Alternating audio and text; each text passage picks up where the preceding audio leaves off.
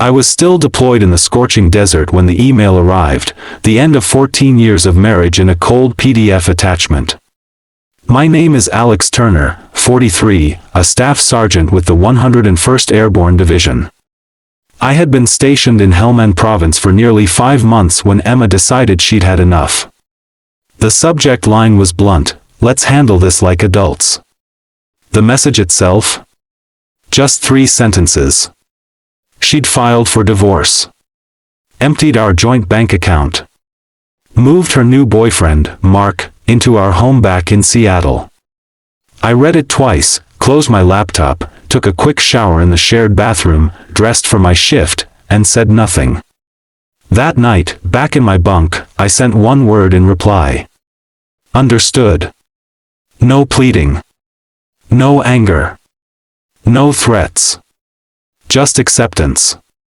In the military, we learn quickly when to stay silent. My bunkmate, Ramirez, noticed I was different. "You all right, man?" he asked, not looking up from his book. "Just some stuff back home," I replied. That was the end of it. I wasn't surprised, though. The signs had been there months before. Emma stopped asking about my days overseas. She started working late at the dental office, answering phones instead of pursuing her nursing degree. She joined a gym but never seemed to break a sweat. New clothes. New friends I'd never met. Passwords on her phone changed frequently. I never confronted her. That's not who I am. But I wasn't blind.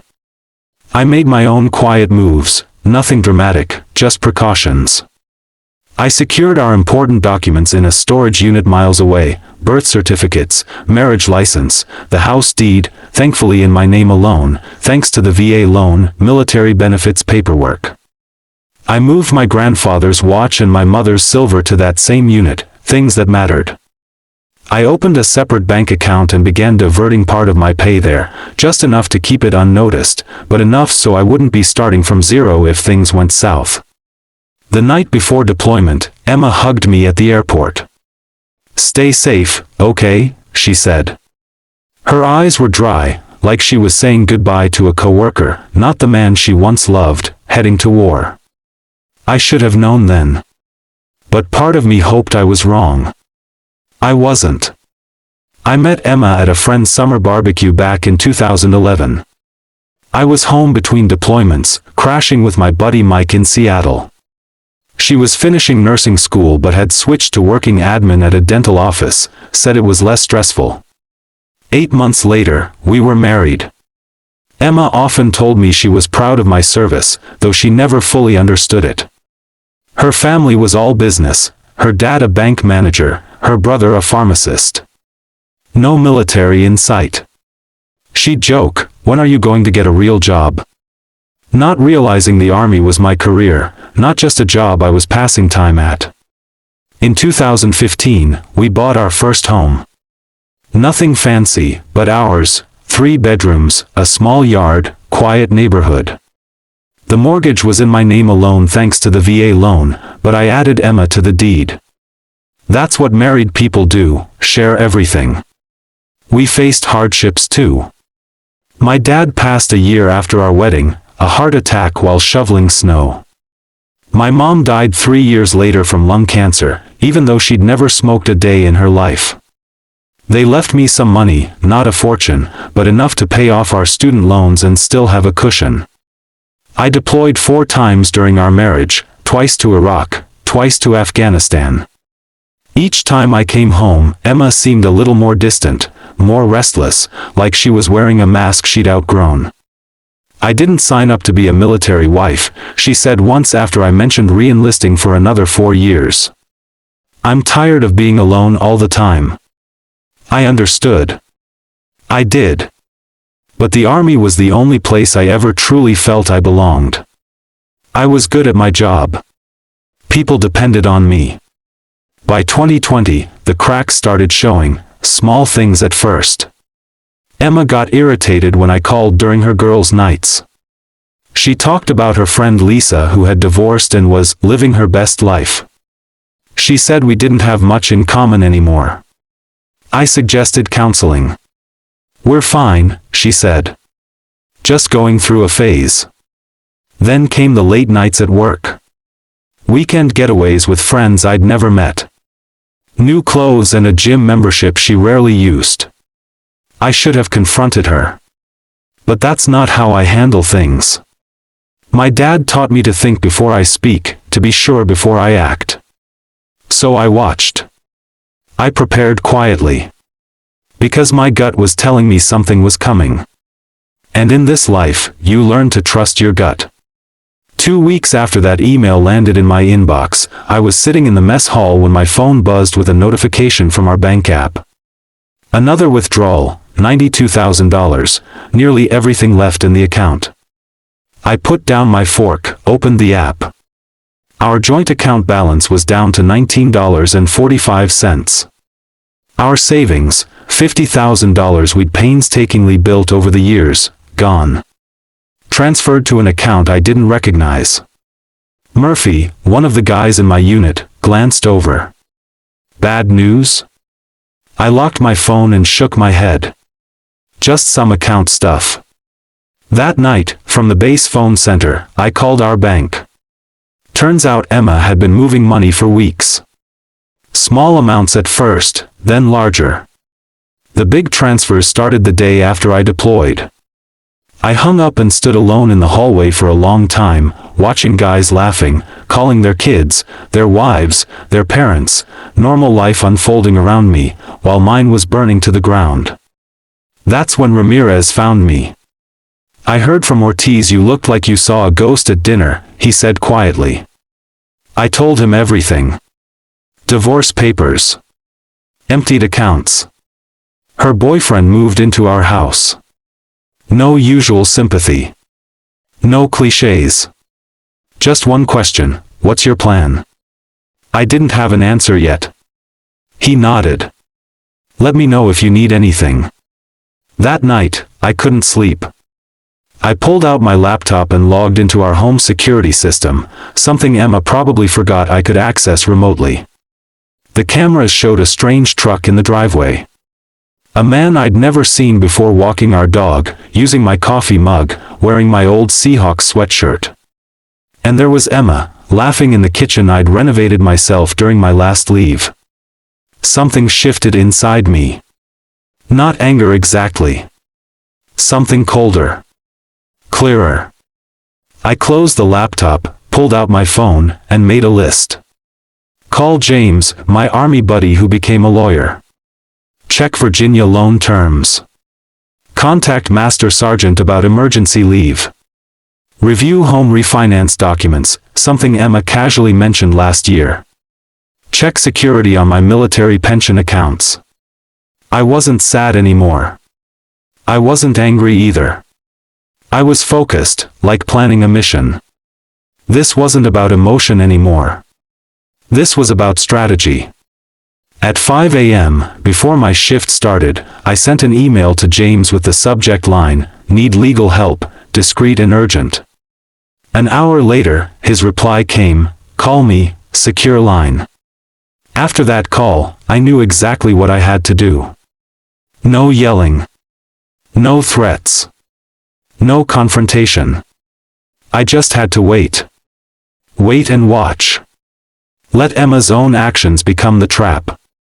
2 months later, I was back on American soil. I didn't call or text Emma. I checked into a motel in Seattle under a different name and met James at a diner 10 miles outside town. "You look like hell," he said, sliding into the booth. "Feel like it, too," I replied. James handed me a folder, everything we had discussed, house deed, loan documents, bank statements. Then he pulled out a separate paper. "When I was digging into your finances, I found this, a refinance application with your signature. But it's not my signature." "Not quite," I said, staring at it. Someone had tried to copy it, but missed details. The middle initial was wrong, and the stroke pattern wasn't mine. "Emma did this?" James nodded. 3 months ago. Used the house equity to pull out $350,000. Since the VA loan is in your name only, your signature was required. Forged my signature, took out a loan against our house, cleared out our accounts, and divorced me, I said quietly. Busy woman, James said. It gets worse. She listed her boyfriend, Mark, as a co-applicant. He's got 2 DUIs and a fraud charge from 2019. I took a deep breath. What are my options? Several, James said. But first, you need to decide what you want. I thought about it. I want what's legally mine. And I want her to understand the consequences. James smiled. Here's what we do. The next morning, I drove past our house. Mark's truck was gone, but Emma's car was still in the driveway. I parked a block away and watched for a while. I thought about knocking on the door, confronting her, but that wasn't the plan. Instead, I headed to the bank and met with the loan officer who had processed the refinance. I showed him my military ID, the real signature on my driver's license, and the forged documents. His face went pale. I'll need to report this immediately, he said. I've already filed a police report, I replied. That night, Emma texted me. Who have you been talking to at the bank? Mark said someone was asking questions. I didn't respond. The next day, I went to the county clerk's office, filed paperwork contesting the refinance due to fraud, and registered formal notice that no changes to the property could be made without my presence. 2 days later, Emma called.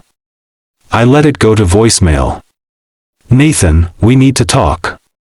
The bank called about the house. What are you doing? If this is about the divorce, we can discuss it like adults. Adults.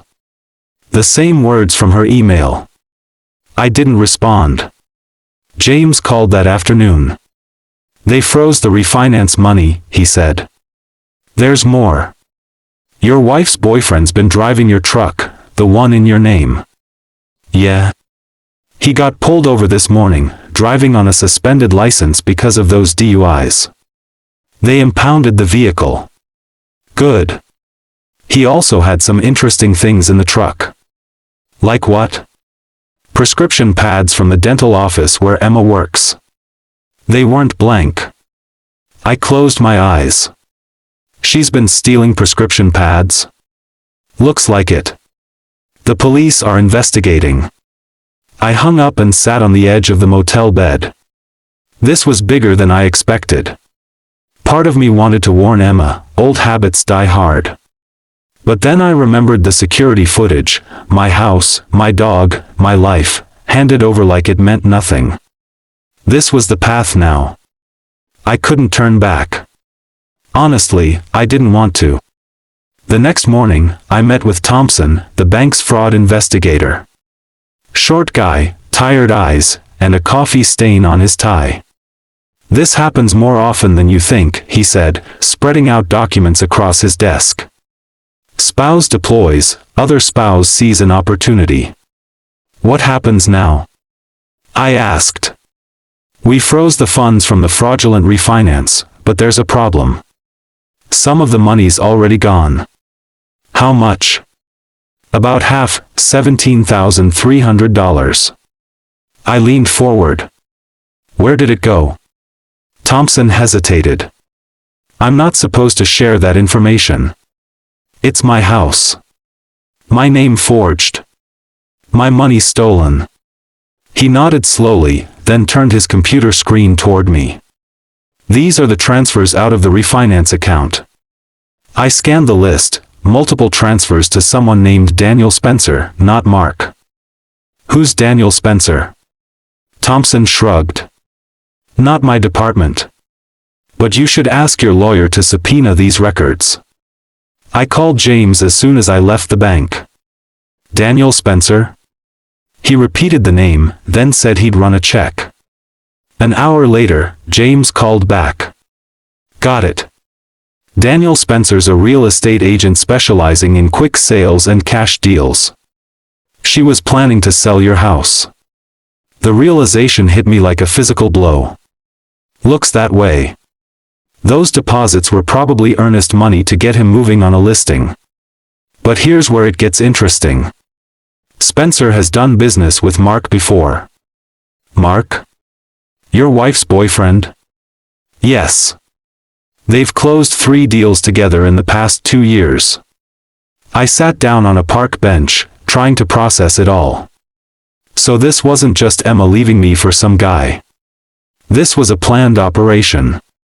Maybe, James said carefully, I did some digging into Mark. He has a pattern, gets involved with women going through divorces or with deployed spouses. 3 cases so far. Each time, the woman's home sells below market value to one of Spencer's clients. Mark gets a cut, then moves on. And Emma? Hard to say. Maybe she's a victim too. Or maybe she's in on it. I rubbed my face. This wasn't just about betrayal anymore. This was something bigger. Calculated. Other military families had been victims too. What do we do? I asked. I've already contacted the FBI's Financial Crime Division, James said. This crosses state lines, involves military personnel, and VA loans. They're interested. That night, I sat in my motel room with a beer, thinking about everything. Wondering if Emma had been playing me our entire marriage. Or if she'd been swept up in Mark's scheme. Wondering if it even mattered. My phone buzzed. Another message from Emma. Nathan, please call me. The bank says something about fraud, and Mark got arrested driving your truck. I don't understand what's happening. I stared at the message for a long time, then typed. Who is Daniel Spencer? 3 dots appeared, she started typing, stopped, started again, then stopped. Finally, she replied. I don't know what you're talking about. $17,300, I wrote. Multiple transfers. House listing. No response for 10 minutes. Then. It's not what you think. I turned off my phone and went to bed. The next morning, James called. The FBI wants to meet. They've been investigating Mark and Spencer for months. You're not the first, but you might be the case that breaks it open. For the first time since that email from the desert, I felt a flicker of satisfaction.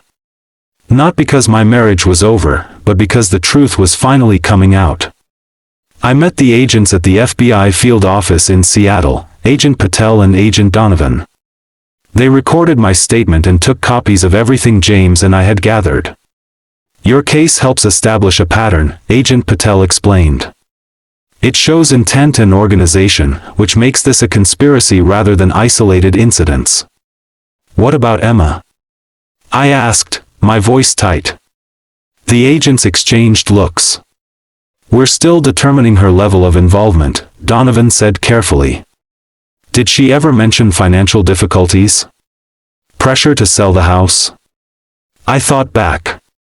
She kept saying we were house poor, that we should downsize. I didn't see the need, mortgage payments were manageable on my salary. Patel made a note. When did that start? About 6 months ago, around the time she must have met Mark and started the refinance. Never discussed it with you? Donovan asked. No. She forged my signature while I was deployed. They asked more questions, took more notes.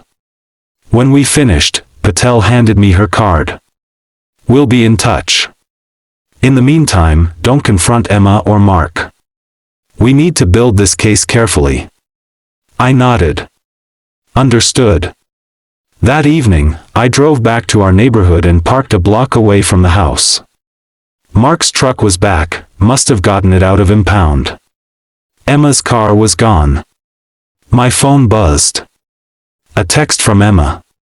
We need to talk in person. Meet me at Riverfront Park tomorrow. I showed the text to James over breakfast the next day. Don't go, he warned. Nothing good can come from talking to her right now. I won't, I said. But I want to know what she's doing today, while she thinks I'm meeting her. 20 minutes later, a car pulled up. A real estate agent's logo was on the door. Daniel Spencer. Mark came out to greet him. They talked in the driveway, then went inside. "Should we follow them?" James asked. I shook my head. No need. I installed security cameras last year, inside and out. They upload to cloud storage. James smiled. You didn't mention that before. Never came up, I said, pulling out my phone. I opened the security app and angled the screen so James could see. Spencer and Mark were in our living room. Spencer was taking photos, Mark pointing out features of the house. I turned up the volume. Should list by the end of the week, Spencer said. I've got a buyer interested already, cash offer, as usual. How much? Mark asked. $430,000. We list at $480,000. They offer $430,000. Everybody's happy. What about the husband? Emma asked. He's causing trouble, Spencer waved dismissively. Military guys are all the same. They make noise but have deployments and responsibilities. He'll take a settlement to make it go away. I turned to James. You getting this? He was already recording the feed on his phone. Every word. I forwarded the security feed to Agent Patel with a short message, happening now.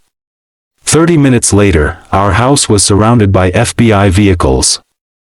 I watched from down the street as agents led Spencer and Mark out in handcuffs. My phone rang. Agent Patel. We got them on tape discussing the fraud scheme, she said.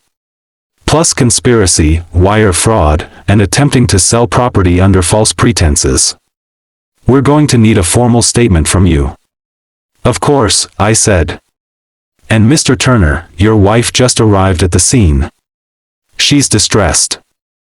I looked down the street. Emma was standing on our lawn, hands over her mouth, watching as FBI agents carried boxes from our house. What happens to her? I asked. That depends, Patel said. On what she knew. And on what you want. I watched Emma for a long moment. 14 years of marriage. Good years at the beginning. Before whatever this had become. I just want what's right, I said. The federal case moved faster than I expected. Mark and Spencer both took plea deals, implicating each other and several other conspirators. It turned out to be a 3-state operation targeting military families. Emma maintained she knew nothing about the larger scheme. She said Mark convinced her I was hiding money, planning to leave her with nothing. She claimed the refinance was his idea, and she'd just gone along with it. Maybe she was telling the truth. Maybe not. Either way, she agreed to a settlement. Full restitution of the stolen funds. Forfeiture of any claim to the house or my military pension. A signed confession admitting to the forgery. In exchange, I didn't press charges against her. The divorce was finalized 6 months after that email from the desert. No fault. Clean break. On the day the last paperwork was signed, I got a call from Agent Patel. Mark Turner was sentenced today, she said. 8 years for fraud, conspiracy, and identity theft. Spencer got 12. Thought you'd want to know. Thank you, I said. There was something else. We found evidence they did this to 11 other military families. Your case helped us build the pattern. Those families might get their money back because of you. After we hung up, I sat on the porch of my rental apartment, watching the sunset. Thinking about those other families. Other men who deployed, thinking their homes and marriages were safe. Only to come back to emptiness. I hadn't planned on being the one to bring down Mark and Spencer's operation. I just wanted what was mine. But sometimes, things work out in ways you don't expect. My phone buzzed. A text from Emma. I never meant for things to end this way. I didn't respond. There was nothing left to say. A year later, I sold the house. I couldn't stand living there anymore. Too many memories. Too much betrayal in those walls. I used the money to buy a small cabin outside Missoula, Montana. 2 bedrooms. 10 acres of land. A creek running behind it. No neighbors for miles. I took early retirement from the army after 20 years. I'd given enough. I got a German Shepherd I named Scout. Started doing carpentry work for locals. Nothing fancy, but it kept my hands busy and paid the bills. My military pension covered the rest. Sometimes I thought about Emma. Wondered where she ended up. James heard she'd moved back to her hometown in Oregon. Working at another dental office, starting over. I guess I didn't hate her anymore. I didn't much feel anything about her, to be honest. She'd made her choices. And so had I. One evening, I got a letter from a woman in Fort Worth.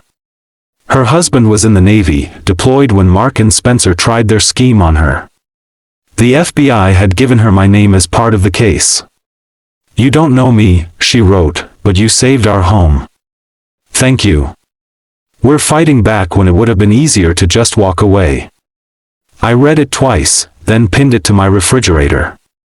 Some days, when the silence got too loud or the memories too sharp, I'd look at that letter and remember something good had come from all of it. Last I heard, Mark was still in prison. Spencer too. The system worked, for once. As for me, I'm finding my way forward. One quiet day at a time. Building something new. Something that can't be stolen, forged, or betrayed. Something that's just mine. Sometimes life throws the worst at us, betrayal, loss, unexpected battles. But it's not about how hard you fall. It's about how you rise. Alex's story is a reminder, strength isn't just physical, it's strategic, it's patient, it's relentless. If you've ever felt betrayed or lost, know this, you're not alone. There is a way forward. If you found this story inspiring, hit the like button, share it with someone who needs to hear it, and subscribe for more real-life stories of resilience and revenge. Tell us in the comments, what would you do if you were in Alex's shoes?